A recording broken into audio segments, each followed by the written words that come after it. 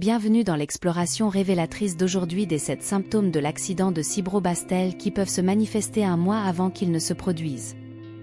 Vous êtes-vous déjà demandé si votre corps envoyait des signaux avant de subir un AVC? Eh bien, ne vous étonnez plus. Dans cette vidéo, je vais révéler ces signes cruciaux. Il est primordial de les reconnaître, car ils pourraient être des avertissements précoces d'un accident imminent de Cibrobastel et d'un retard pouvant entraîner des lésions cérébrales irréversibles. L'accident du cérébro ne discrimine pas l'âge, le sexe, l'état de santé. Tout le monde est en danger. Alors, restez à l'écoute alors que nous découvrons ces indicateurs subtils mais vitaux. Le partage de ces connaissances peut être une bouée de sauvetage. De plus, je ferai la lumière sur les AVC ischémiques versus hémorragiques et je me pencherai sur les anévrismes cérébraux et les accidents ischémiques transitoires. Alors, bouclez votre ceinture pendant que nous révélons les signes qui indiquent un coup d'état imminent. Votre santé pourrait en dépendre. Tout d'abord, une pression artérielle constamment élevée. Parler d'hypertension artérielle persistante dans le contexte du risque d'accident de Cibrobastel met en évidence les dangers de l'hypertension chronique. S'il n'est pas correctement contrôlé, il peut augmenter considérablement le risque d'accident de Cibrobastel. La pression artérielle mesure la force exercée par le sang contre nos parois artérielles. Lorsque cette pression augmente, appelée hypertension, elle pose des risques importants pour la santé. Cette pression élevée peut endommager les vaisseaux sanguins, provoquant un rétrécissement, un affaiblissement ou même une rupture, contribuant de manière significative au risque d'accident de Cibrobastel. Si un vaisseau sanguin dans le cerveau se rompt en raison d'une pression artérielle élevée, des saignements peuvent survenir, entraînant un accident vasculaire cérébral hémorragique. De même, si l'hypertension artérielle endommage les artères qui irriguent le cerveau, elle peut réduire le flux sanguin ou provoquer une obstruction, entraînant un accident vasculaire cérébral ischémique. Par conséquent, le contrôle de l'hypertension est vital. Adopter un mode de vie plus sain et adhérer à des régimes médicamenteux sur ordonnance pour contrôler la tension artérielle sont des étapes essentielles. Ces mesures sont cruciales pour réduire le risque d'accident vasculaire cérébral et d'autres maladies cardiovasculaires.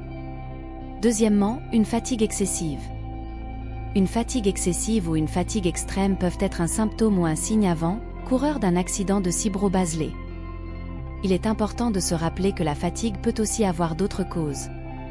Si vous ressentez une fatigue intense et persistante qui peut être atypique pour vous et qui n'est pas liée à un effort physique ou à un manque de sommeil, cela pourrait être une alarme. Cette fatigue excessive peut être liée à des modifications du flux sanguin vers le cerveau, dû à un rétrécissement d'une artère due à l'athérosclérose ou à un éventuel caillot qui interfère avec l'apport d'oxygène. Troisièmement, les problèmes de vision. Si vous ressentez des changements soudains de la vision, cela peut être un signe d'avertissement. Une vision floue, une vision double, des problèmes oculaires ou des difficultés de concentration peuvent indiquer des lésions circulatoires dans le cerveau et servir de signes avant-coureurs d'un accident vasculaire cérébral.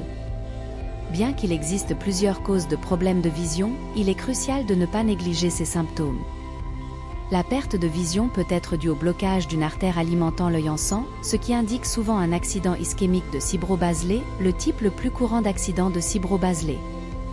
Quatrièmement, maux de tête soudain et sévère. Un mal de tête soudain et sévère peut précéder un accident vasculaire cérébral. Il est important de garder à l'esprit que tous les maux de tête ne sont pas liés à un accident vasculaire cérébral et que tous les accidents vasculaires cérébraux ne sont pas précédés d'un mal de tête. Lors d'un AVC ischémique, des maux de tête surviennent en raison d'une obstruction de la circulation sanguine dans le cerveau. Ces douleurs, lorsqu'elles surviennent, sont décrites comme sévères et soudaines. Cinquièmement, engourdissement ou faiblesse aux extrémités du corps. Un engourdissement ou une faiblesse des extrémités, en particulier d'un côté du corps, peut être un signe avant-coureur avant un accident vasculaire cérébral. De tels symptômes peuvent se manifester lors d'une condition temporaire de réduction du flux sanguin vers une partie du cerveau. Cet engourdissement ou cette faiblesse soudaine n'affecte généralement qu'une seule partie du corps, comme un bras, une jambe ou un côté du visage, entraînant une diminution de la sensation. Sixièmement, les problèmes d'élocution. Une personne sur le point d'avoir un accident vasculaire cérébral peut avoir des difficultés soudaines à parler. Cela peut se manifester par des troubles de l'élocution, des difficultés à articuler des mots ou à former des phrases complètes. De telles difficultés sont classées dans l'aphasie, définie comme la détérioration de la compréhension, de la formulation et de l'expression de la parole. Septièmement, des problèmes neurologiques. Les personnes au bord d'un AVC, qu'elles soient hémorragiques ou ischémiques, peuvent présenter divers symptômes neurologiques. Ceux-ci peuvent inclure des problèmes de mémoire, une perte d'équilibre ainsi que des nausées et des vomissements. Ces symptômes peuvent se manifester quelques jours, voire quelques semaines avant un événement cérébral. Il est essentiel de comprendre les nuances entre les AVC ischémiques et hémorragiques. L'AVC ischémique l'est ?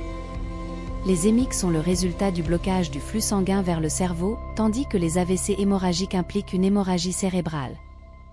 La sensibilisation aux anévrismes cérébraux est tout aussi vitale. Ces anomalies artérielles peuvent déclencher des accidents vasculaires cérébro-hémorragiques et se rompent souvent sans symptômes avant-coureurs. La vigilance, en particulier pour les maux de tête sévères, est essentielle. La prévention des AVC dépend de la prise en charge des facteurs de risque tels que l'hypertension, le diabète et l'obésité. Des contrôles réguliers, une vie saine et le contrôle de la pression artérielle et du cholestérol sont primordiaux. Si vous avez trouvé cette vidéo éclairante, partagez-la pour sensibiliser le public. Abonnez-vous pour un contenu plus détaillé et dites-nous dans les commentaires si vous avez reconnu ces signes avant-coureurs à l'avance.